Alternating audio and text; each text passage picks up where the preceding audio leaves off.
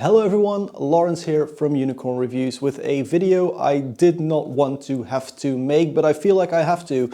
I bought some Hayes brakes, the Dominion A4s. These are a rather high-end type of brake that you can really only get in the aftermarket. It's not a brake like a, let's say, a cheap Shimano MT whatever brake that you get when you buy a bike. This is something oriented specifically at people upgrading their brakes, people building up their own bikes.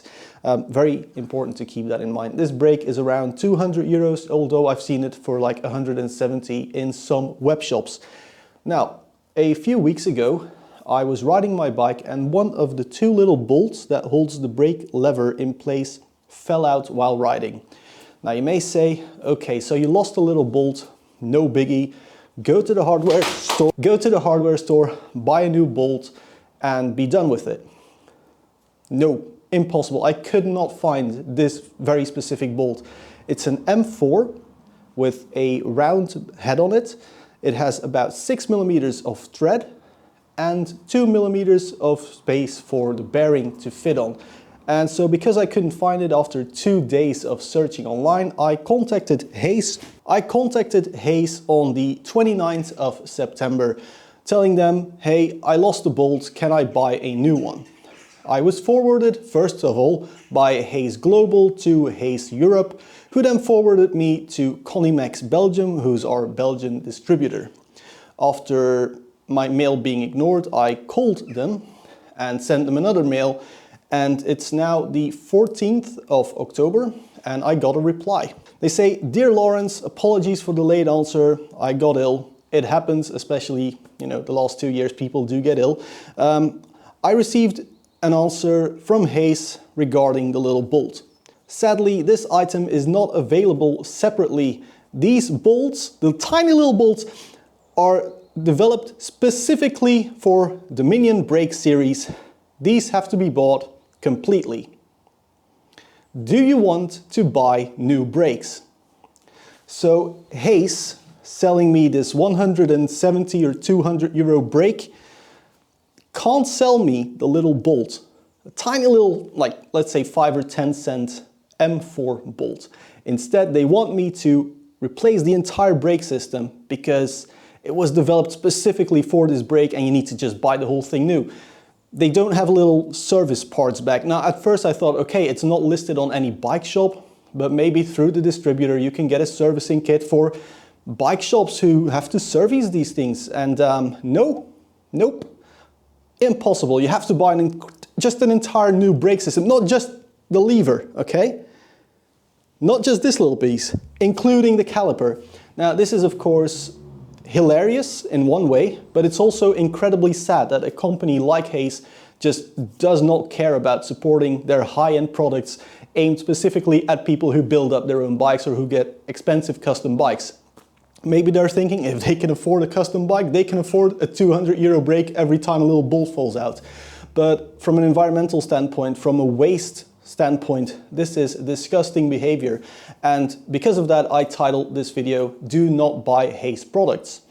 It's an incredibly attention-grabbing, clickbaity title, but I think the whole situation I was put in kind of justifies making such a clickbaity video. I'm terribly sorry for everyone who got clickbaited, who think these are bad brakes because they're awesome brakes.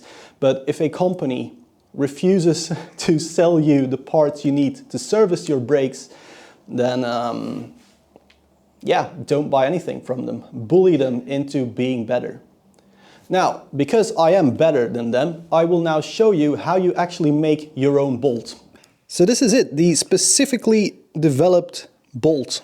Now, to me this looks like a very basic bolt, but anyway, the first thing you want to do if you need to replace these is just measure it. Now, I've already done this. This is 8 millimeters long.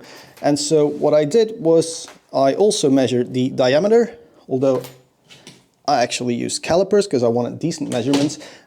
So I figured out this was an M4 thread, and so I bought M4 bolts, the closest ones I could actually get. Now, these bolts, as you can see, they're way too big. Now, the first thing we'll need to do is we need to cut them down. Now, if you're a very smart person, you buy your bolts the right size.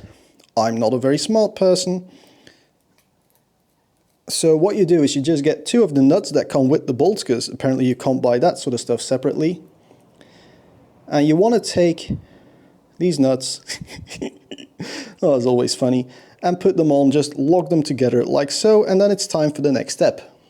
For this next step, you'll need a file, you'll need a cordless drill and a little bolt. The little bolt goes into the cordless drill. I found a different bolt because I lost the first one. Again, basically just grab your cordless drill, put it to the side of your file and start spinning away and rubbing so you can get the diameter down.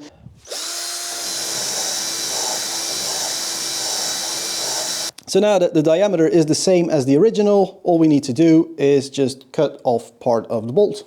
So with the 2 little nuts locked together so this thing doesn't rotate as you try and saw it, just put your blade to the side of one of these bolts and start cutting. And there we go, a new 8mm bolt. So right now this bolt is incredibly burry, if that's a word, so we're just going to put it back in the drill, run it across the file and then on some sandpaper, and then it will be ready to go. And then just put the bolt back into your brake lever like so.